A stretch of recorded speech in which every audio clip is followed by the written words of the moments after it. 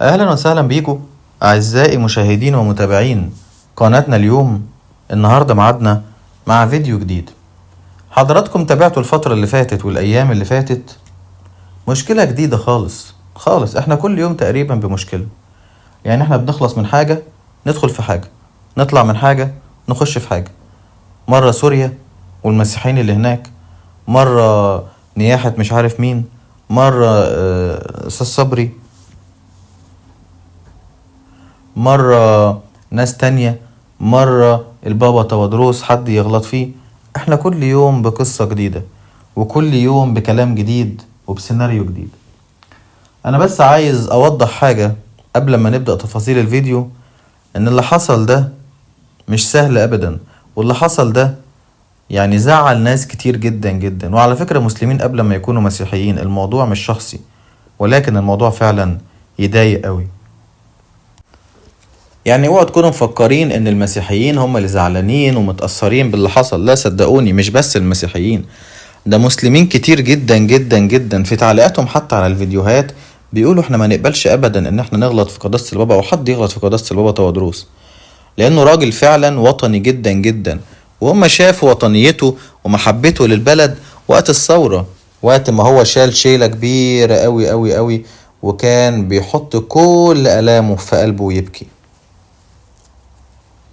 فالنهاردة ما يجيش مرتضى منصور يغلط في قداسة البابا تودروس التاني. طب ايه المشكلة؟ ايه اللي حصل؟ اللي حصل ان مرتضى منصور كان في لقاء من لقاءاته اللي هو بيعملها كل كام يوم، يجمع الناس حواليه بالتلفزيونات والموبايلات والإذاعات والصحف، ويبدأ يتكلم في أي حاجة. فعلا حرفيا بيتكلم في أي حاجة بتيجي على دماغه، يغلط في ده شوية ويغلط في ده شوية، وده أمك وده أبوك وده أختك وده أخوك، ويقعد يشتم كل الناس اللي ما جاتش على الهواه أو اللي عرضوه في حاجة، يقعد يغلط. والناس اللي بتبقى موجودة للأسف بتضحك، للأسف بتضحك. وده اللي خلى واحد زي ده يغلط في رمز كبير زي البابا تودروس، وجمع الناس وعادي بيتكلم، وفي نص الكلام لقيناه بيقول لم عيالك يا قداسة البابا، أحسن لك وأحسن له. الناس يعني انا مش عارف، انا لو كنت مكان حد موجود انا ما كنت سبته غير لما يعني افهم يعني ايه تقول للبابا تودروس لم عيالك احسن لك واحسن لهم. انت هتعمل له ايه؟ مش فاهم يعني، ما خدتش بالي هتعمل ايه. ممكن تعرفني؟ طب هو مش هيلمهم، ايه بقى اللي انت هتعمله؟ هتجري طبعا على النائب العام؟ ايه قواضي زي ما انت بتعمل مع الناس؟ ده اللي انت هتعمله؟ انا عايز افهم انت هتعمل ايه، عايز اعرف انت هتعمل ايه لما انت مش سايب حد في حاله. انت حرفيا مش سايب حد في حاله، مفيش حد سلم من لسانك اللي كله شتيمة وكله بذاءة وكله غلط. محدش سلم من لسانك فعلا. والنهاردة جاي تتكلم على البابا تودروس رمز الكنيسة وتقول احسن لك واحسن لهم ولم عيالك. فعلا فعلا سكت ناله دخل بحماره. انت لازم تكون فاهم انت بتتكلم مع مين وبتتعامل مع مين، وبالتالي هتعرف تقوله ايه. لكن الفكرة ان انت ما انتش عارف انت بتتكلم مع مين ولا عارف انت بتقوله ايه، فدي مصيبة، دي مصيبة، دي كارثة. انت مش فاهم انت بتتكلم مع مين، ودي مصيبة كبيرة. وعلشان كده انت موقع نفسك كل شوية في مصيبة جديدة، والنهاردة وقعت نفسك مع البابا تودروس، اكبر رتبة كهنوتية في الكنيسة المصرية. ناس كتير بقى علقت على اللي انت عملته ده، اعلاميين كتير قوي. هنتكلم النهاردة على الرد بتاع ابراهيم عيسى. ابراهيم عيسى قال شوية جمل يعني في الجون بصراحة، قال شوية جمل يعني مش هيجوا على دماغ كاهن. قال اول حاجة قالها يعني استفتح الكلام بان البابا تودروس مش صاحبك على القهوة يا مرتضى. دي اول حاجة قال، ده مش صاحبك.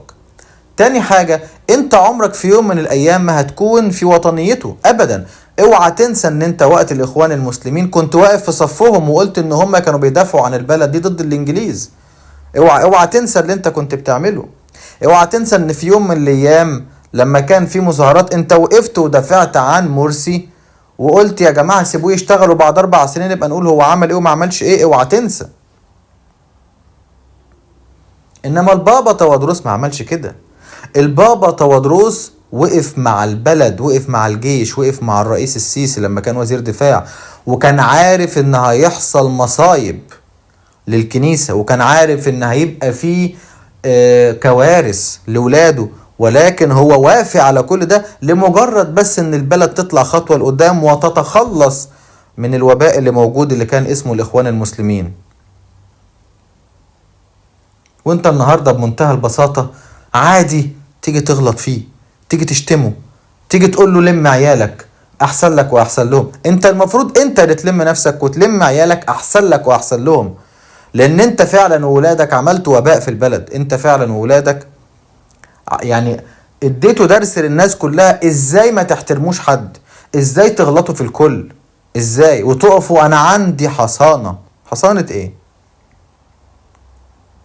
الانسان المحصن فعلا هو امثال البابا تودروس، انسان محصن بالادب، محصن بالعلم، محصن بالوطنية، محصن بتعليم السيد المسيح، محصن بفكره الروحي الكبير، محصن بإبوته، محصن بمحبته، محصن بتواضعه واحتضانه للكل، محصن بأنه هو دايما لما يتكلم معاك يحسسك انك دايما احسن منه.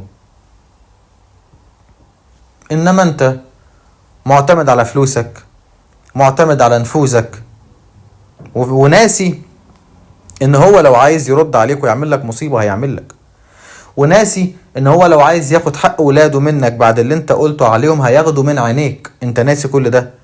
انت تقريبا ناسي ان ده بطرك، ده يعني ده بابا، ده بالنسبة للكنيسة هو الرئيس.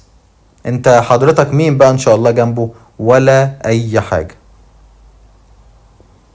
كمل كلامه ابراهيم عيسى وقال انا حبيت بس احذرك ان انت لو ما فقتش من اللي انت بتعمله انت هتودي نفسك في داهية وانت كبير. واوعى تنسى ان انت اتحبست قبل كده 6 شهور بسبب لسانك. اوعى تنسى ده، اتحبست 6 شهور بسبب لسانك. فالنهاردة ممكن ال6 شهور يبقوا 6 سنين عادي خالص، القضاء ملوش علاقة بسنك. ولكن الفكرة كلها ان انت مش مدرك انت بتقول ايه، ولا مدرك انت بتقول لمين. محدش هيقبل ان البابا تودروس يتهان. ولو انت عايز نصيحتي قدم اعتذار رسمي قدام كل الناس زي ما انت غلطت قدام كل الناس. اطلع وقول انا اسف، انا ما كنتش اقصد، دي كانت زلة لسان. مع ان خلي بالك ناس كتير جدا مش حاسباها زلة لسان ولكن حاسباها كلام مقصود. انت اطلع قول انا اسف، انا ما كانش قصدي يا قداسة البابا، انت كويس وانت وانت وانت وانت، لعله يعدي لك الموضوع. ده رأيي. لو انت عايز تعمل كده يبقى انت حليت الموضوع وهديت الناس وغلطت وخلاص اعتذرت والموضوع انتهى. لكن لو انت عايز دايما تفضل في صورة الانسان اللي مفيش حد بيسلم من لسانه، صدقني هتاخد على دماغك في يوم من الايام وهتحصل لك مشكلة كبيرة، وهتلاقي نفسك واقف بين نارين، لا عارف تطلع قدام خطوة علشان تعمل حاجة جديدة، ولا عارف ترجع وتعتذر عن القديم اللي انت عملته. وبكده نكون وصلنا لنهاية الفيديو.